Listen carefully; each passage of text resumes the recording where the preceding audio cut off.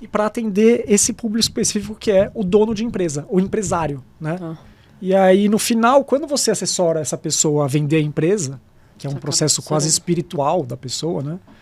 A gente cria uma relação de confiança enorme e acaba depois se envolvendo em outras questões desse empresário, né? As questões patrimoniais e as questões estratégicas da empresa. Então, no final, a gente cuida de tudo que é estratégico para o dono.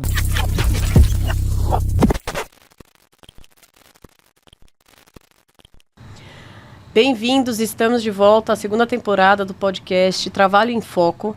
Sou Paula Colese, sócia do Vídeo Colese Advogados, e agora eu tenho a honra de receber Marcelo Bertoni e Gabriel Solera, sócios do Figueira e Bertoni Advogados Associados. Por favor, o que vocês fazem? Quer falar, Gabriel?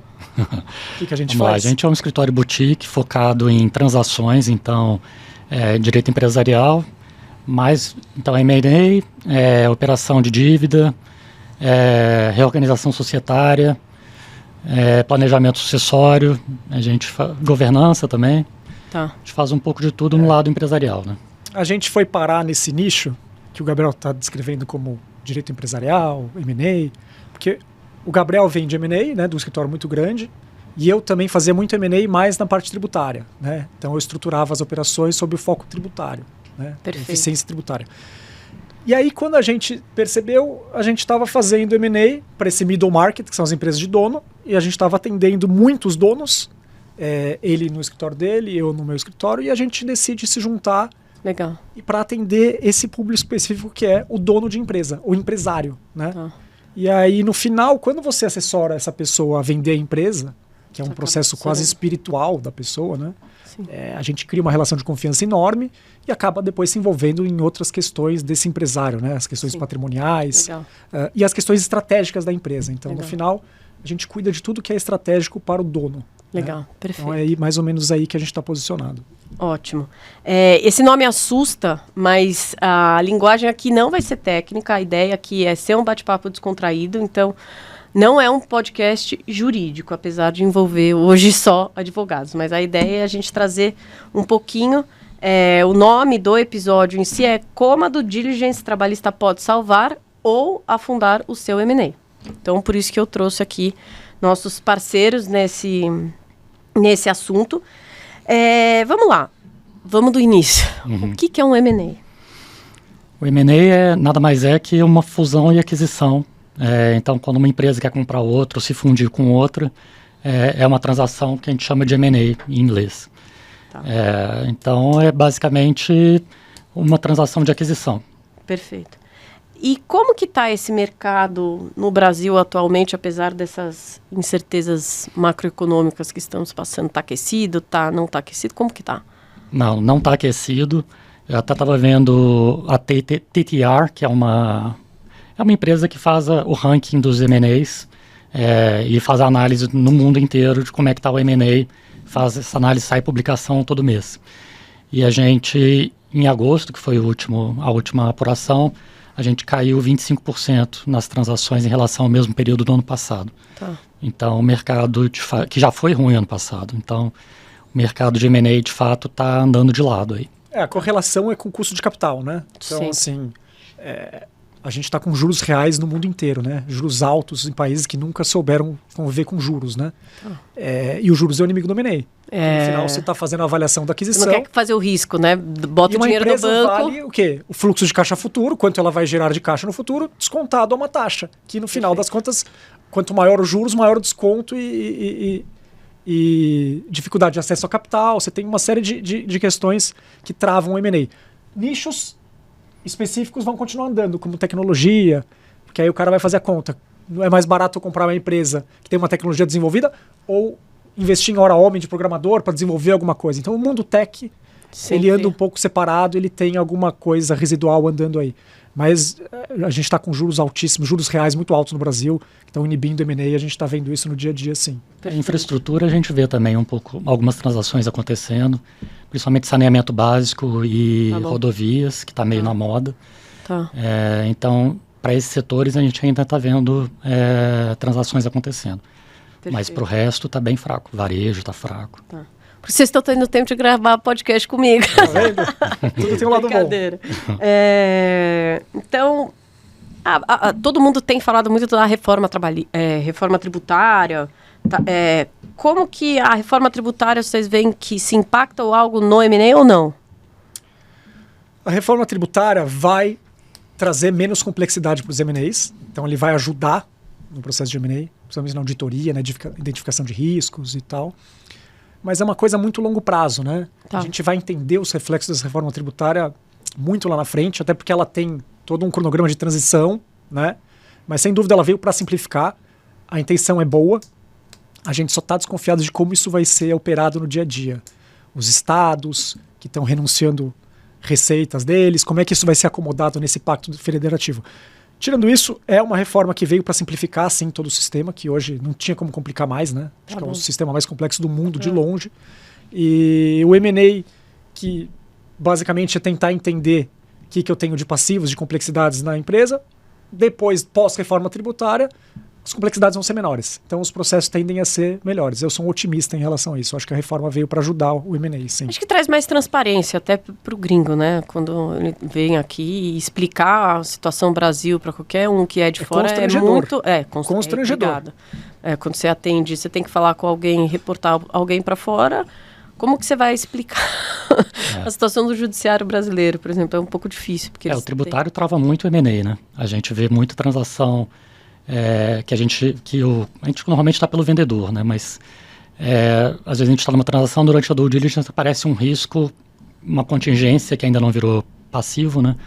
Tributária, que vem de interpretações. Então, assim, tem muita lacuna no direito tributário que dá margem à interpretação e isso dá insegurança para o investidor. Então, a gente já viu muita transação morrer por conta de possível contingência tributária alta que o comprador não está disposto a correr, né?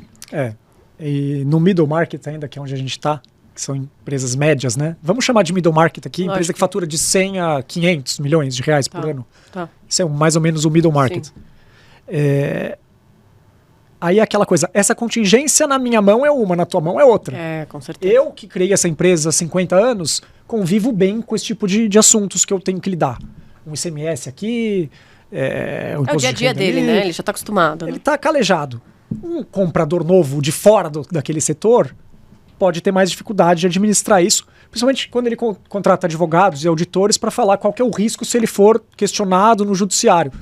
Difícil, né? Hoje em dia a gente quantificar juridicamente, você pode até quantificar o risco, você vai falar que tem decisões para cá, para lá, mas a gente tem toda semana hoje a Simone Tebet e o Haddad no STF fazendo lobby para grandes causas tributárias não passarem porque tem impacto fiscal, né, no orçamento da União. Então, fica difícil. Como é que você quantifica isso?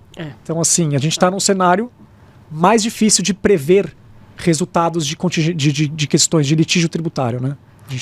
Se vocês trazem até esse aspecto do tributário, que você tem uma lacuna, você imagina a lacuna do trabalhista, né? Você imagina não, vocês sabem. Né? E aí a gente vai passar um pouquinho para essa parte de como um risco trabalhista mal calculado impacta no M&A. Nossa. Impacta muito, né? Muitas vezes tem um risco meio que sistêmico, né? Então, se um funcionário entrar pedindo periculosidade e ganhar, pode ser que isso afete, sei lá, 200 funcionários que eu tenho que estão na mesma situação. Então, às vezes, você não dá para mensurar um risco específico, né? Você tem que ver como isso vai afetar no negócio da companhia e como isso vai se refletir no M&A, como vai afetar o valuation da empresa. Então, assim, isso, de fato, é muito complicado no M&A. O que a gente costuma ver quando a gente está participando do trabalhista, né? Do diligence, tá, pessoal? Então, a investigação, só para explicar um pouco que a due diligence trabalhista, para quem não está ambientado, é a investigação trabalhista dos passivos da empresa, né?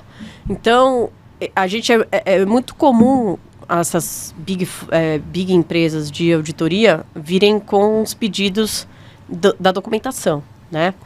E aí eu vejo um grande risco, porque eu chamo até da due diligence documental e a due diligence chão de fábrica. Você tem que estar minimamente dentro da empresa, não dá para você fazer uma due diligence, na minha opinião, né? Enfim, não, sem críticas. Com relação a passivos ocultos, que muitas vezes a documentação não vai apresentar, né? E principalmente nessa área trabalhista. Então, muitas vezes, uma equiparação salarial, por exemplo, ainda mais nessas questões de fusão e aquisição, que você vai ter duplicada de cargos, essas questões. Chega pra gente, às vezes, ficha de registro, né? E chega também o salário da pessoa. Ah, tá bom, então eu vou analisar mesma função, mesmo salário, mas às vezes, no cargo dela, tá um salário, tá um cargo diferente. Como é que você vai saber se às vezes elas não fazem a mesma coisa? Só estando lá. Você só vai conseguir estando lá. Então, mas às vezes, em contrapartida, a gente tem muita resistência por parte das empresas. Falar, não, você não pode vir aqui dentro. Não, como eu não posso vir aqui dentro? Então, você não quer fazer uma DU séria, né? Você quer fazer uma DU documental? Não quer mostrar tudo. Não, eventualmente você quer só fazer o checklist, que você tem a documentação que você fez, tudo bem, mas depois não reclama, né? Porque, cara, o direito do trabalho, ele é muito focado no princípio da primazia da realidade.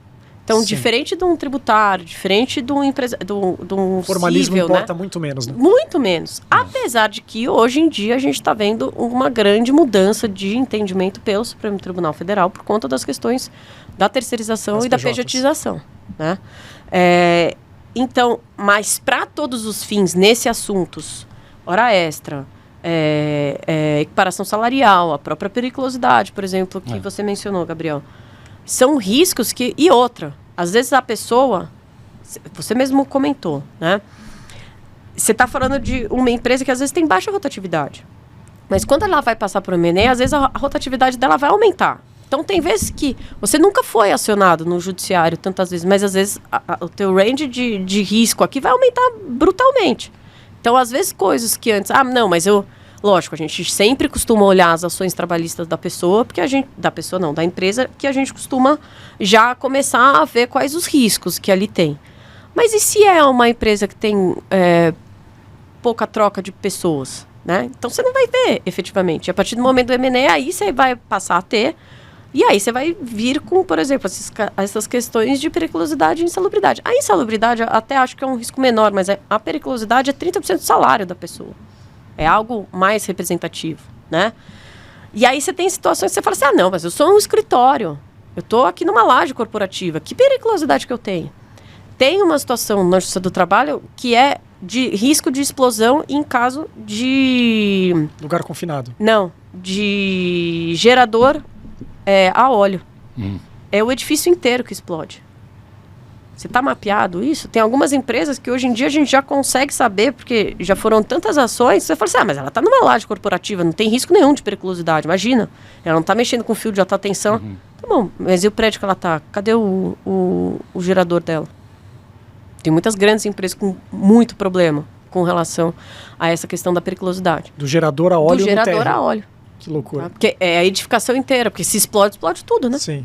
E aí a periculosidade é o risco de explosão. Né? E é algo que você não consegue dar um equipamento de proteção individual, por exemplo, para a pessoa. Porque a insalubridade, tá bom, você está exposto a uma radiação. Você então tá bom, então vamos usar máscara, vamos usar bota, vamos usar...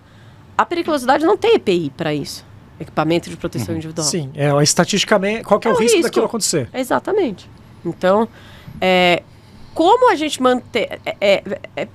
É muito difícil a gente ter uma due diligence trabalhista bem feita se você não minimamente acompanha algumas coisas. E você só consegue ver quando você está dentro. Porque muitas vezes as informações chegam mais veladas ou chegam às vezes através do investidor e não do middle market que vocês falam. Então, é um pouco mais difícil. Vocês concordam com isso? Concordo. É bem comum, inclusive, do vendedor se opor a essa due diligence chão de fábrica que você fala, até por questão de confidencialidade, porque ele não quer que os funcionários fiquem sabendo que tem uma transação acontecendo, Sim. que é sigilosa. Então, a gente sempre se vê nessa situação da confidencialidade versus o risco de não fazer uma due diligence chão de fábrica. Mas aí depende muito da forma com que você se apresenta, né, Gabriel? Muitas vezes você não vai... Oi, eu sou advogada trabalhista, eu tô aqui, eu quero fazer uma entrevista com você, porque a empresa vai ser vendida. Você não vai chegar e falar isso, né? Então, existem formas e formas de você fazer essa due diligence e nada, eventualmente, com relação a essa confidencialidade vai vazar. Tá tudo certo? Sim. Né? Então, tem como. E, gente, o direito do trabalho é muito direito realidade. Então, Sim. você precisa saber o que efetivamente acontece. Senão, você fica muito no escuro. Só olhar papel, fica difícil. Uhum. E aí, como é que você vai falar? A mesma coisa, vale 10. Tá bom, de repente, a empresa não vale 10. O risco dela é bem menor. E como é que a gente faz? No Aí final, o preço é todo errado, né? E a gente tem um desafio aqui, nós três, né? Porque ainda no middle market, vamos pensar no middle market de empresas de donos. Então, middle market, a maioria das transações acontece dentro do setor. Então, geralmente são pessoas que se conhecem já. É o empresário A, que é concorrente do B, e vai lá e compra, porque acha que faz. E eles combinaram esse M&A no churrasco. Uhum. Né? E o nosso desafio é fazer esse casamento acontecer, não atrapalhar. Só que tem que ter uma transparência, tem que mostrar tudo o que está acontecendo. O dono antigo e o dono novo, eles querem que dê certo. Então a gente também não pode chegar com um relatório extremamente catastrófico. Não, aí você está você assusta, simplesmente né? assustando. Mas você também Do não outro lado, pode você não pode expor. ser negligente. Exatamente. Então a gente está sempre numa corda bamba aí e é complicado. Tem muito advogado que tem essa vaidade de melar as transações. Tem muito. Né? Já vimos vários. Né? Você conhece alguns, né, Gabriel? Que o negócio dele é melar, porque eu sou tão conservador que eu vi tantas coisas que ninguém viu e olha como eu sou bom, eu tô te dando aqui. Peraí, no churrasco eles fecharam o negócio. Eles sabem que o negócio é bom para eles, né? Uhum. Então o nosso desafio é fazer o negócio acontecer com as precauções. Lógico. A gente vai ter garantias, a gente vai ter aqui um cronograma para remediar situações que precisam ser remediadas, mas sempre pensando que o objetivo deles é o casamento. Né? É lógico. E aí eu acho que hoje em dia, né, a gente como advogado, a gente tem que ter essa meia-culpa, né, Marcelo, que você bem pontuou, a gente tem que estar do lado do cliente, né? A gente tem que estar contra o cliente. Né? Então, mas ao mesmo tempo, passar todos os riscos, né? Não é simplesmente falar, não, pode fazer isso daqui que está super tranquilo. Não, eventualmente você tem isso daqui, como abordar, né? Então... quais, na opinião de vocês, tá? Quais são as reclamações trabalhistas mais recorrentes e que impactam na avaliação do valor da empresa? Boa pergunta. Boa pergunta. Porque, assim, o que acontece nesse caso que o Marcelo estava falando de duas empresas do mesmo segmento, concorrentes, uma comprar a outra? Você vai ter sinergia na parte trabalhista também, então você vai ter sobreposição de Isso, vai ter demissões, de pessoas. né? Então, naturalmente, você vai ter demissões. Muitas vezes aquilo não está no radar. Tanto gente que está descontente com o novo chefe, né, com o novo dono, que aí pede para sair, quanto a superposição e aí busca de sinergia, que é natural do M&A. E é por isso que se procura também fazer o M&A, né? Nesse caso, pode acontecer uma enxurrada de ações trabalhistas que vão impactar o M&A. Se tem algum tema específico, eu acho que não. Acho que depende muito do segmento que a empresa trabalha, e aí você vai ter um tipo de demanda mais recorrente que pode trazer uma perda maior. Esse gancho, se você for olhar a indústria da tecnologia, que eu estava falando, 90 e poucos % dos funcionários da indústria da tecnologia são pejotizados. Né? Tranquilamente.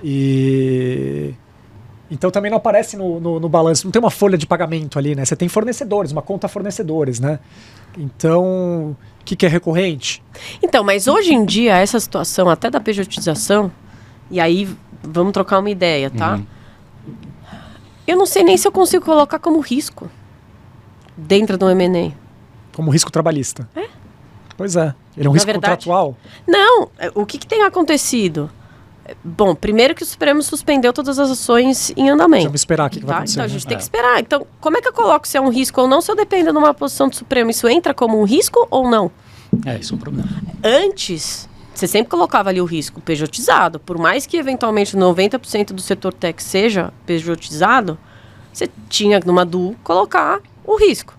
Hoje, eu coloco como risco? O Supremo não decidiu. Fica uma situação meio suspensa, né? Como é que eu vou colocar? E esse é o único ponto que eu estava falando para vocês. Ali, a posição que o Supremo tem dado até agora, tá? Na maioria das decisões, é que aquilo que está no papel está valendo. Que é contra a lógica toda do direito do trabalho. Né? Sim, interessante isso, né? Porque Mudou a qual lógica. o entendimento que eles estão tendo, né?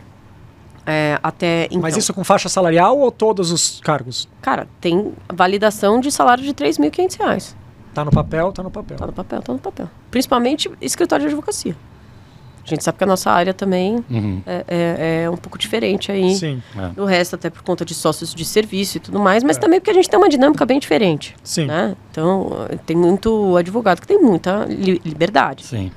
Mas aí entra essa questão. Então, o que o Supremo tem olhado com relação a esse ponto da pejotização? Primeiro, quem tem que analisar é o cível, para saber se teve o quê? Competência do cível. Vício do negócio jurídico. Ah, mas então é o cível que vai analisar? Não, não é. Ele vai analisar a validade do negócio jurídico. Olha o gargalo que você tá criando pro judiciário. Aí depois que ele analisa... E eu acho que tá certo, tá? Não. Depois que ele analisa se tem algum critério de invalidade no negócio jurídico, se ele falar Vício de realmente... consentimento. Aí ele manda pro trabalhista para ver se tem os requisitos da relação de emprego. Como é que funcionava antes, né? O próprio juiz trabalhista olhava a questão dos requisitos de validade, artigo 9º da CLT. O que é? Você tem uma situação de fraude, você tem uma invalidação do negócio jurídico, que é um contrato.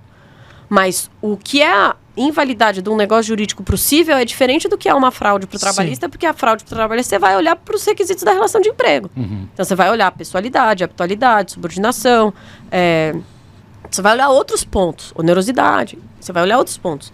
No cível, você vai olhar praticamente vício de vontade. Então, olha, isso é uma mudança absurda que está tendo, né? E aí, até para as empresas estrangeiras, o que tem acontecido? Eu passei recentemente por uma situação que eu falei para o cliente, eu falei, por que você vai registrar? Porque teve uma compra, a empresa passou por um M&A, e aí agora a gente estava conversando com o investidor. Eles falaram, o pessoal é estrangeiro, eles acham aqui que esse pessoal é PJ, tem que ser CLT, e vamos fazer... Eu falei, mas agora? Agora o próprio Supremo mandou suspender tudo. Espera agora junto, né? E aí como que você vai explicar pro estrangeiro? Não, pera que a Suprema Corte... Eles falaram, a gente está com dificuldade de explicar isso, como uma das mais dificuldades que a gente tem aí no Brasil. Então, essa questão da pejotização no M&A é difícil. Você coloca hoje em dia como um passivo ou não? Isso pode impactar muito um negócio. Pode. Difícil mesmo. A gente, até um projeto que a gente está cuidando agora, é de uma aquisição de ativos dentro de uma recuperação judicial. Tá. Dentro das coisas que ainda estão andando, infelizmente, porque é uma situação de recessão, sim, muita empresa em RJ, em recuperação judicial, e aí oportunidades boas estão surgindo, de ativos bons dentro de empresas que são inviáveis. Ou que... Sim. Nesse caso, a pejotização, ela cria uma dinâmica diferente, porque aqueles créditos trabalhistas não estão na ordem e no ranking de prioridade de recebimento da recuperação judicial. São PJs que não estão nem na recuperação judicial. São prestadores de serviço ali. Que são credores, quirografares, vamos chamar. O cara está no final da fila. É interessante. E aí, como é que você faz? Tem uma corda fininha aí que pode estourar. Você ter lá uma chuva de reclamação trabalhista. Isso é extra-concursal, você consegue jogar isso na fila da RJ. Bastante questão aí para responder. Que o Supremo vai ter que pacificar isso. Ele vai ter que criar essas regras, né? Quando pode PJ, quando não pode. Tá. E aí, até uma dúvida, e é dúvida minha mesmo. Quando vocês... Geralmente, até aqui a gente está falando só de passivo, né? Mas o quanto que, por exemplo, alguns custos de operação não entram dentro desse M&A? Exemplo, tá? Quando geralmente tem essa troca, tem pessoas chaves dentro da empresa que geralmente você quer que a pessoa fique lá, porque sim, é importante pro negócio ela ficar. Então é muito comum nesses casos os bônus de retenção. Sim. No aspecto trabalhista falando. Perfeito. Tá? Esses bônus e essas situações entram nesse encontro porque muitas vezes o M&A você faz, e às vezes isso acaba aparecendo depois. Se é um M&A mais próximo, você já consegue eventualmente avaliar e colocar esse retention bônus, algo nesse sentido aqui. Sim. Mas tem vezes que no decorrer da operação você vai vendo que aquela pessoa é importante. Isso não estava. Como que são feitos esses ajustes, ou quão comum é isso, ou, Paulo, isso é muita exceção? Em M&A grande, principalmente fundos de private equity e tal, eles contratam consultorias estratégicas que entram na empresa no processo e já está investigando essa questão. Quem são os cargos-chave, redesenham, né, as posições, o organograma da empresa, e eles já saem com essa resposta. Você tem aí 10, 15 caras, você não pode perder, vamos negociar caso a caso com esses caras pacotes de remuneração, stock option. Isso é feito no M&A. No M&A middle market, né, fica mais bagunçado. Mais bagunçado, é. Tá. Eu já vi, inclusive, caso de ter cláusula de ajuste de preço e retenção, caso algum dos key employees, né, que são as pessoas-chave, deixe a empresa, tem uma revisão inclusive de preço, nesses casos. Que são as cláusulas de scroll e holdback, é isso? Nessas cláusulas, na verdade, são garantias, né? Garantia por passivo do M&A. Então, se, por exemplo, a gente identificou lá que tem um passivo tributário de 10 milhões de reais, aí tem duas opções. Ou o próprio comprador retém aqueles 10 milhões do preço, fica com ele, até o tal do passivo prescrever ou virar perda, né? E aí, ele, em prescrevendo, libera esses 10 milhões para o vendedor, ou em se concretizando uma perda, ele retém em definitivo aquela perda. Esse é o holdback. A escrow é quando o comprador, ao invés de reter aquele dinheiro, ele deposita numa conta que a gente chama de conta vinculada. Tá bom. É uma conta que é vinculada à operação, e aí, para você liberar para uma parte ou outra, você tem que ter os dois concordando com aquela liberação. Normalmente, o comprador quer ter o holdback e o vendedor quer ter a escrow. Tá. Para ter certeza que o dinheiro vai sair e tem uma questão de risco de liquidez, né? Tá. Então, que são garantias de passivos da transação. São dois tipos de garantia. Tá. Tem algumas situações que envolvem essa parte trabalhista, por exemplo, está muito comum essa questão do burnout, né? E é o que eu tenho discutido bastante. Eu não sei até que ponto, tá? Essas investigações de due diligence iam tão a fundo nas questões dos afastamentos previdenciários. Qual é a quantidade? Porque às vezes a pessoa pode ter um determinado afastamento, mas não necessariamente ela vai ter uma ação. Concorda? Tá bom, concordo. Sim. Mas nesses casos, até em questão de NR1, que hoje em dia a gente está falando muitos riscos psicossociais dentro das empresas, né?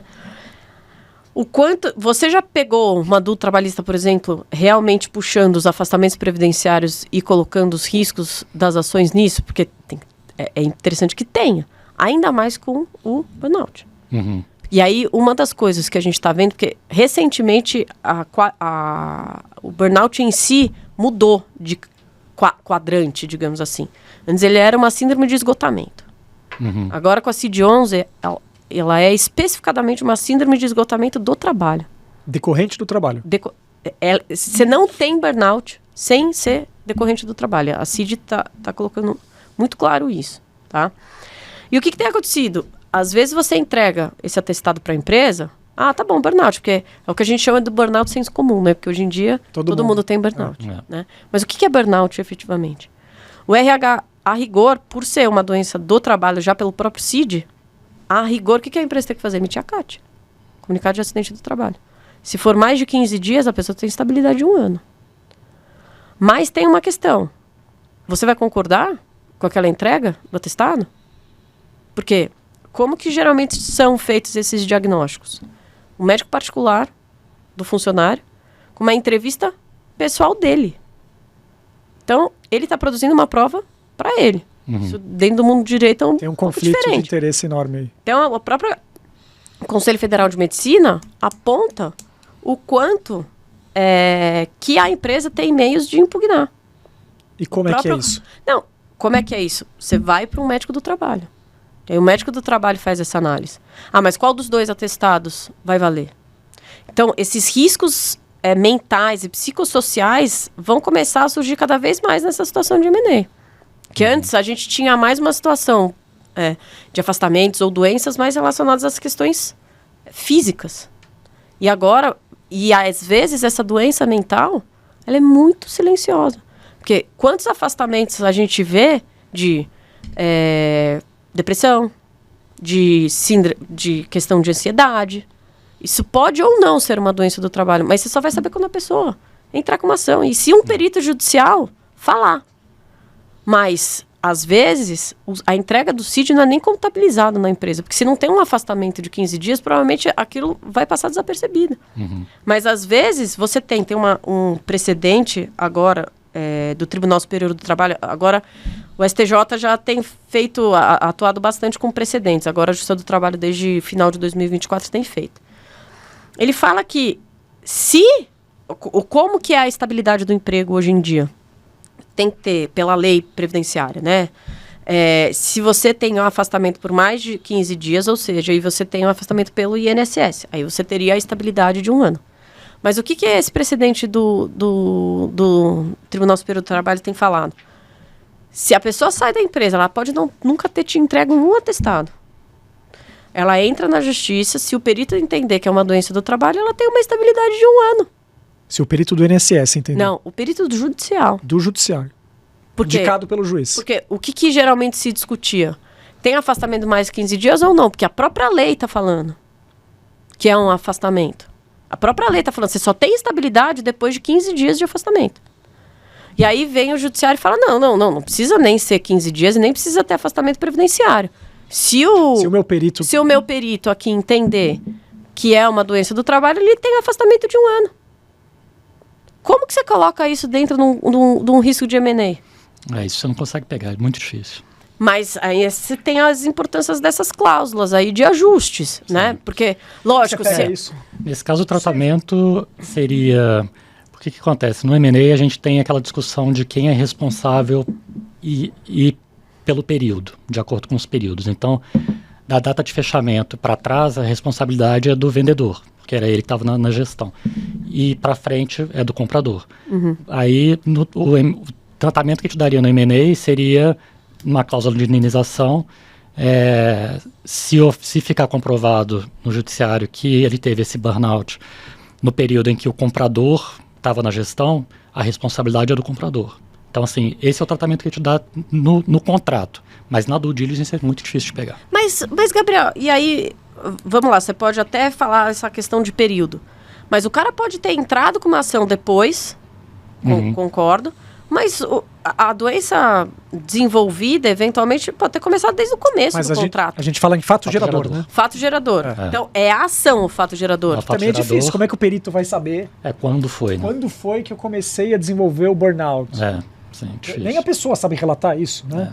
No consultório. Tudo bem, mas aí no fato gerador seria a ação. Não, o fato gerador é o contrato. Que vai delimitar quem o quê? vai quando ele teve o burnout, que é quando ele teve aquele direito. Então, mas e nesse caso de bola dividida que eu tô falando? Você tem vários afastamentos, por exemplo, você tem várias entregas de atestado, mas, cara, dificilmente hoje em dia você vê uma empresa emitir um comunicado de acidente do trabalho com entrega de atestado, tá?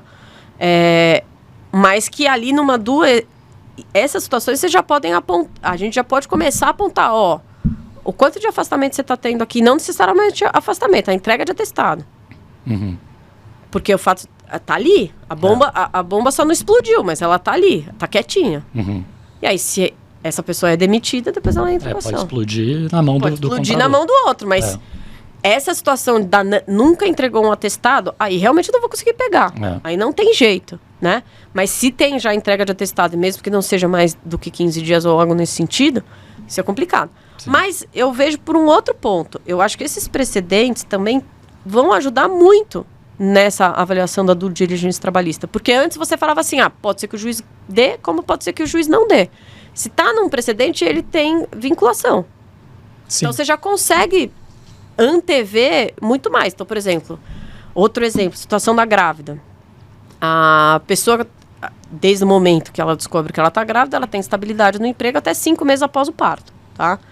E aí, o que geralmente acabava acontecendo? Tá bom, eu tô grávida e depois a pessoa demite e fica sabendo que ela ficou grávida depois. E aí ela entra com uma ação depois. E aí, às vezes, ela pede a indenização. O que a empresa costumava fazer? Colocar o emprego à disposição. Reintegro.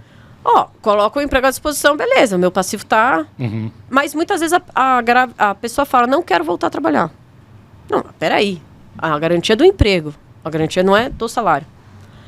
E aí você tinha essa discussão, se era possível ou não. E aí, recentemente também teve um precedente falando que é a opção da trabalhadora. Não da empresa. Mesmo que a empresa coloque o emprego à disposição, se ela não quiser voltar, ela tem essa questão da indenização. Então, eu acho que isso são situações que dentro eu peguei um exemplo, mas dentro de um M&A você já consegue posicionar mais. Tem um precedente do TST que fala isso. Tem uma baliza, né? Porque daí você não fica tão na mão do judiciário. Tem juiz que entende assim, tem juiz que entende assado. Nem só do judiciário. O próprio auditor ou advogado... Divergem às vezes ele vai opinar com ruído, né? Com viés e com ruído. Aquele dia ele acordou de mau humor, brigou com a esposa, ele tá bravo lá, ele vai botar que a chance de materializar é enorme. Quando a gente costuma fazer legal opinion, por exemplo, para fundo de investimento, porque ele vai comprar um crédito, ele quer saber como é que está esse crédito, né? Então, muitas vezes a gente vê pela jurisprudência do regional. Você vai comprar esse crédito na Bahia, você vai comprar esse crédito no Distrito Federal. Como se comporta esse judiciário. Porque tem uma situação muito diferente em cada regional. E aí tem a posição do Tribunal Superior do Trabalho. Então, esses precedentes também têm ajudado. Eu acho que eu vejo com bons olhos os precedentes, tá? Porque eu acho que até evita o ingresso no judiciário. Você já sabe que o precedente está assim, por que você vai entrar com a ação? Nós tivemos um caso recente em que a gente estava pela trabalhadora, a gente notificou extrajudicialmente a empresa, usamos o precedente e a empresa, a gente está fazendo um acordo extrajudicial. Ela nem titubeou. Tudo bem que também é uma empresa séria, correta, mas a gente está fazendo e ela falou, eles colocaram o emprego à disposição, ela falou, não quero. Mas se não tivesse esses precedentes, será que a empresa teria feito isso? A gente não sabe. Porque daí vai depender do entendimento. Então, enfim, acho interessante aqui. E aí, vamos falar, entrando aqui nessa questão da atuação preventiva. Como estruturar o deal para mitigar passivo? Bom, a gente... Posso contar um caso que a gente teve bem legal? No final das contas, né? Também, nesse mundo de empresas de dono, o dono tem uma forma de se comportar com seus empregados, tem uma forma de lidar com os seus empregados. Então, vocês podem concordar comigo que, às vezes, o Zezinho tem um trato com os funcionários e o Luizinho vai ter outro. Então, talvez as contingências também se materializem de formas diferentes na mão de cada um desses donos. Com certeza. Né? Você deve ver isso direto. Toda hora. Teve um caso nosso bem interessante que, no final, as contingências que a gente levantou, a gente conversando com o comprador, a gente estava pelo comprador nessa. A gente falou, de repente na tua mão é diferente, de repente na tua mão vai ter lá um levante contra você, uma chuva, não podemos garantir. Por que a gente não pega um pedaço desse preço, dá para o vendedor e fala, isso aqui é para resolver as contingências, o que sobrar é teu. Tá. Então você alinha o interesse do comprador ou do vendedor, o que sobrar é teu. Se tiver 0 ações trabalhistas, você pega todo esse pote para você. Legal. Mas isso tem que estar muito estruturado no contrato, tem que ter uma boa noção do que a gente está olhando aqui, né? Tá. E por isso tão importante a auditoria do chão de fábrica, para você entender muito bem que tamanho de pote que você vai oferecer, porque no final você está aumentando o teu custo da operação, mas por outro lado você está evitando aí, você está pelo menos tendo um pouco de sossego aí, contratando o sossego nos próximos anos. E deu muito certo. Que legal. Misteriosamente, era uma cidade de interior, tá? Então, tem um relacionamento do empresário, conhece lá o juiz, encontra na quermesse e tal. E deu super certo. O pote ficou lá, ele conseguiu fazer acordo com um monte de gente, todo mundo saiu ganhando. Legal. Esse foi o típico ganha-ganha. Nem sempre dá para fazer isso, né, Gabriel? Então, nesse caso deu certo, né? A gente conseguiu alinhar os interesses. O que a gente vê mais acontecer é ter essa enxurrada de ações trabalhistas depois de uma transação. Porque é tanta gente insatisfeita com o novo controlador, que não vê mais perspectiva, quanto sobreposição de cargos, e aí a pessoa acaba saindo e entra com a ação. É difícil mitigar esses riscos. Tá.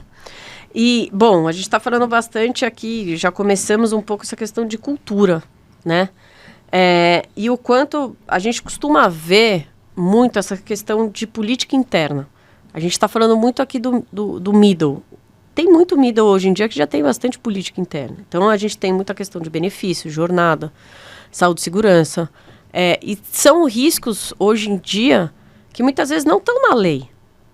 Está mais na jurisprudência. Uhum. Então, a gente está falando remuneração de alto executivo, por exemplo, não é obrigatório. Uma coisa é você falar de hora extra, né? Está na lei. Outra coisa é você falar do bônus de retenção, do programa de ação. Gabriel, Stock option. do Stock Option. Gabriel tá cansado de saber isso daí.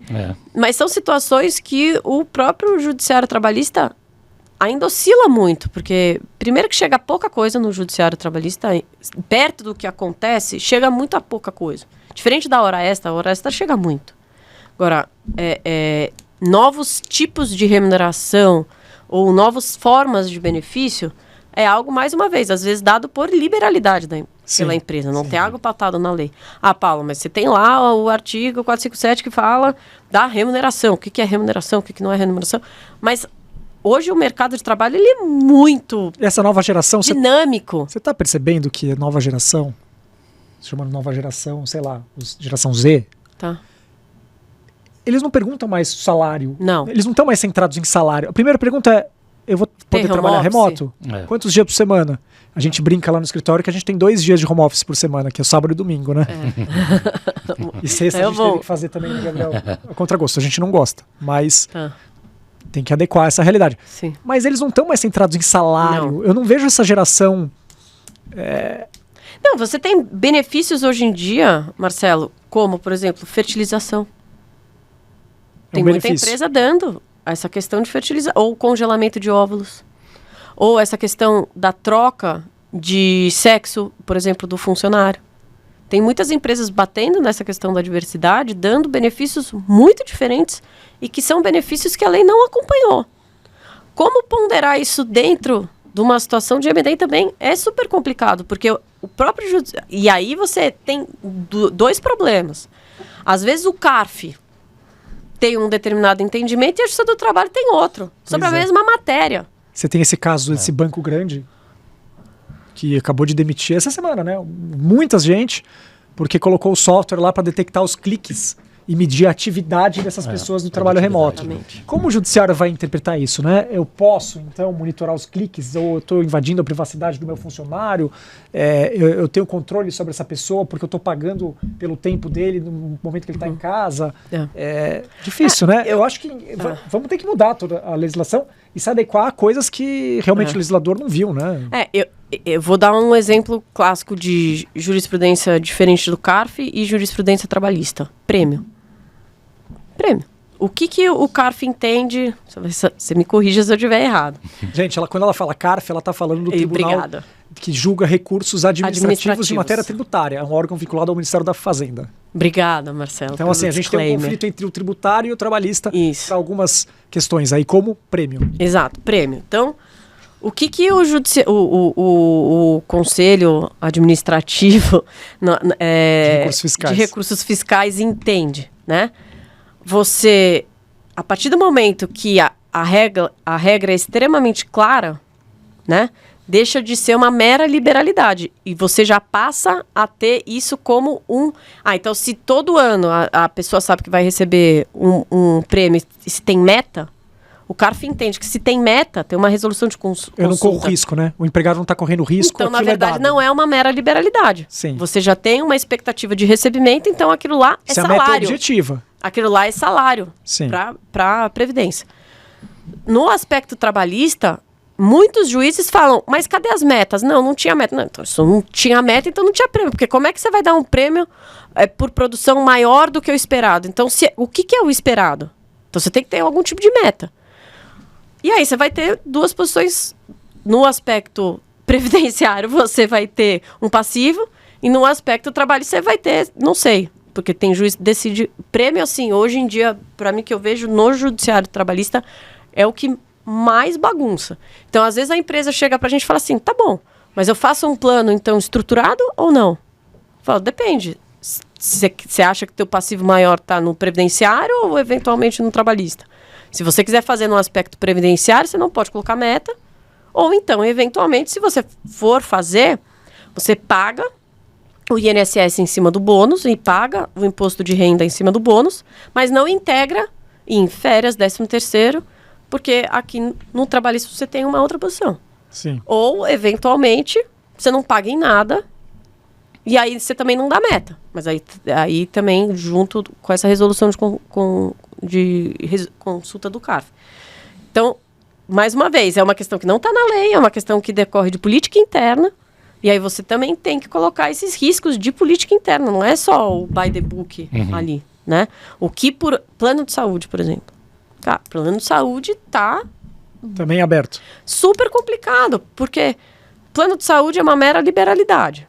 Salvo se tem convenção coletiva determinando que você tem que pagar. Salvo, tá? Então tem algumas convenções coletivas falando, você tem que dar plano de saúde.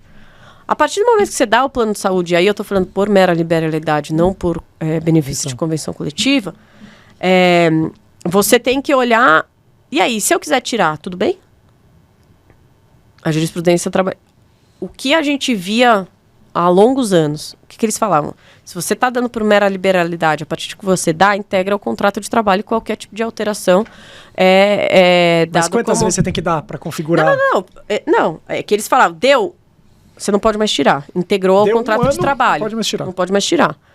Mas hoje, a jurisprudência já está um pouco mais evoluída e fala, se você deu por mera liberalidade, você tirou para todo mundo, tudo bem. Mas isso ainda oscila bastante, tá? E aí, outro ponto que aí eu tenho falado de convenção coletiva, e aí é um ponto bem interessante nesses casos de diligência, e aí chão de fábrica, enquadramento sindical. Qual sindicato que eu respondo? Porque às vezes a empresa está há trocentos anos em um determinado sindicato. Mas quem fez o enquadramento sindical dela? O contador. Pessoal da contabilidade, não me levem a mal. Eu estou falando aqui os maus contadores, não os bons contadores, tá? E às vezes também a culpa não é nem do contador. A empresa acabou mudando, depois acabou mudando o objeto social da empresa, acabou mudando, mas não mudou o sindicato. Então, enquadramento sindical a gente faz pela atividade preponderante da empresa. O que muitas vezes acaba acontecendo? Você tem ali, quando você puxa o CNES da empresa, você tem uma atividade principal, mas não necessariamente aquela atividade... A atividade principal da empresa, às vezes, está na atividade secundária. Sim, na prática, né? Você diz. Na prática, está na atividade secundária. Ou ela mudou a atividade. Ou ela mudou, ao longo do tempo ela mudou. Ela foi adaptando à Exato. realidade de mercado. Né? Qual que são os benefícios da convenção coletiva? Cara, tem um impacto brutal isso. Porque às vezes você pode estar pagando um piso salarial, sendo que o teu piso é outro. Sim. Sendo que o teu benefício é outro. Então, essa questão de enquadramento sindical, geralmente é o D-1 que eu começo a fazer, a due diligence, porque isso vai me mapear muitos benefícios. E como é que funciona esse processo de eu avisar o sindicato que eu estou no sindicato errado? É complicado. Não deve ser muito fácil, né? Não. Se você tem uma mudança de segmento e você muda o seu contrato social, aí você comunica com o sindicato. Olha, só comunica. Eu recolhia para você até aqui, eu tive essa mudança, eu vou passar a recolher ao outro sindicato. Obrigado por tudo, desculpa qualquer coisa. Não, às vezes você nem comunica, você só passa a recolher para outra, mas logicamente que ele vai sentir falta e aí a gente acha interessante fazer. O problema é quando tem um enquadramento errado. Até porque, o que você vai fazer? Se você tem, por exemplo, duas convenções coletivas, que você está indo para uma, que está num enquadramento errado. E isso, geralmente, gringo vai querer estar no enquadramento certo. Sim. Né? Se você está no enquadramento errado, então é só eu mudar para o novo? Não, porque não tem nada que justifique, você errou. Você vai, e o funcionário não tem nada a ver com isso. Então, aquele benefício de uma determinada convenção, às vezes você vai puxar para a convenção nova. Por culpa tua. Mas paciência. E aí, geralmente, o que a gente tenta fazer? Um acordo coletivo com o novo sindicato. Tá bom. Até para ajustar a database. Porque às vezes até a database. Meu ajuste era tal. Então, são alguns ajustes que você tem que fazer. Então, enquadramento sindical é um ponto muito delicado também nessas questões de M&A. Porque são muitos benefícios aí nesse caso, né? Imagina. Isso que eu estou falando de benefício. E caso de piso salarial? Aí é difícil. Bom, assédio, discriminação e saúde mental. Falei já um pouco de saúde mental. Assédio e discriminação, vocês já começaram a pontuar risco expor discriminação. Agora tá na moda, tá? Discriminação no mercado de trabalho tá na moda e não é só o dano moral, porque o dano moral é barato. A questão é que a lei que fala das discriminações na relação do trabalho fala, se você demite por um motivo que é discriminatório, você tem, a pessoa pode ser reintegrada no emprego ou ter o pagamento de 2 vezes o salário por mês até o juiz declarar a sentença. Isso ficou tão sério. É gigantesco. 2 semanas atrás, o CEO de uma empresa enorme, ramo alimentício, acabou de ser mandado embora porque estava se relacionando com uma subordinada lá. Imagina, isso foi para o CEO. Né? Não é uma política que se aplica lá para o chão de fábrica. Não, o CEO foi demitido. Banco também, tivemos um banco público. O presidente de banco público também foi demitido por assédio. Foi. Então, assim, esse negócio ficou sério de verdade, né? Acho que não dá para negligenciar isso numa auditoria, então, porque às vezes também o assédio, aí você tem que entrar num canal de denúncia. Exato. É isso que tem acontecido. O que você está puxando do canal de denúncia? E outro, as denúncias estão sendo feitas, mas elas estão sendo efetivamente cumpridas e apuradas ou não? Porque o Ministério Público do Trabalho, muitas vezes, o que eles têm feito? Investigado os canais de denúncia das empresas. O sindicato adora isso, tá? Faz denúncia anônima. Mas essa investigação é os relatórios produzidos pelo compliance? Na verdade, porque o que acaba acontecendo, tá? Você tem investigações e investigações internas. Quando eu estou fazendo uma investigação interna, eu já consigo ver se a empresa é séria, digamos assim, o canal de denúncia é sério ou não. Por quê? Você vai fazer uma entrevista para a pessoa. Você sabe quando, às vezes, a pessoa só está falando aquilo para ir embora. Ela não está falando a verdade. Então, o quanto que... O que foi apurado dentro do canal de denúncia é o que efetivamente está acontecendo ou não. Mas você vai falar assim, eu apurei os fatos. Tá bom, mas você sabe se os fatos chegaram para você distorcidos? Ou quanto as pessoas não denunciam, né? Sim. Porque tem vezes que você pode ter, mais uma vez, você vai levantar canal de denúncia lá da empresa. Tem 3 denúncias. Então essa empresa é super tranquila. Você não sabe. Se o canal de denúncia não tiver o mínimo de credibilidade dentro da companhia, ele não vai ser usado. Então não é que não tem. Mais uma vez, só o chão de fábrica vai acabar pegando isso. Normalmente canal de denúncia com pouca denúncia é que não está funcionando direito, né? É que não pegou. Porque é da natureza humana assediar colega. Você tem caso de denúncia falsa? Muito. Isso dá justa causa? Muita. Dá justa causa. O que a gente começou a ver, né? Porque a gente teve em 2023 a obrigatoriedade agora de empresas que possuem CIPA ter treinamentos e questões com relação a qualquer tipo de violência dentro do ambiente de trabalho e obrigatoriamente tem que ter canal de denúncia. Isso antes não existia. O canal de denúncia era opcional. Mas hoje em dia, para as empresas que têm CIPA, é obrigatório. Tá? Então, as pessoas ainda estão aprendendo a lidar com o canal de denúncia. E às vezes o canal de denúncia é @RH. E se a pessoa do RH que está fazendo isso? Eu tive casos no escritório, por exemplo, 3 trabalhadoras, infelizmente, um caso de assédio sexual gravíssimo, super grave, que era o cara do RH. E para ajudar, ele era irmão do CEO. E aí, o que acabou acontecendo? Eles não queriam fazer acordo, a gente entrou com a ação, não queriam fazer acordo. Chegou um laudo médico dando o nexo, deu o nexo de estresse pós-traumático na trabalhadora, por conta dessa questão. E aí parece que isso bateu torto ali dentro da companhia. Era uma empresa que aí o CEO falou, não, tá tudo certo. Aí ele falou, a gente vai mandar embora, se quiser você vai embora junto. Foi embora junto, eles trocaram o CEO, no que eles trocaram o CEO, eles fizeram acordo nos 3 processos. Sabiam que tinha coisa ali. Sabia. Você tá falando assim, Paula, mas você tá falando de empresa de 20 funcionários. Não, eu não tô falando de empresa de 20 funcionários, tô falando de empresa grande. Então, e essas situações estão cada vez mais recorrentes. Não só porque está na moda, mas por que está na moda que a gente fala, né? Porque às vezes as pessoas estão mais conscientes também. Sim, porque dos seus direitos. Né? Você acabou de falar, geração Y. A gente, se o nosso chefe falava alguma coisa pra gente, a gente falava, não, isso não é dano moral. Hoje em dia, é. Então você tem que tomar um cuidado muito maior, né? Ainda mais essas empresas de dono, né? Eu tenho um cliente nosso que a gente atua há muito tempo. O dono em si, nossa senhora, eu falava, meu Deus, como ele trata os funcionários. Nunca tinha chegado uma ação. porque os funcionários amavam ele. Sim, é a família dele. Não, porque ele xingava os funcionários, mas os funcionários xingavam ele também. E ele não mandava embora ninguém. Ninguém, assim, não por conta disso, mandava embora por outras situações, mas porque ele era uma pessoa peculiar, tinha um jeito super peculiar, e todo mundo amava ele. Infelizmente, ele faleceu, e aí depois, por incrível que pareça, acabou chegando alguma outra ação, mas não dele, de outra pessoa. Então, isso, e se você fosse apurar isso numa do diligence, eu ia falar, vai chover ação de dano moral. E às vezes não chega. Não chegava nada. Não chega, porque às vezes a relação humana também é difícil da gente Dificílimo. entender. E é empresa de 500 funcionários. Não é empresa pequena, né?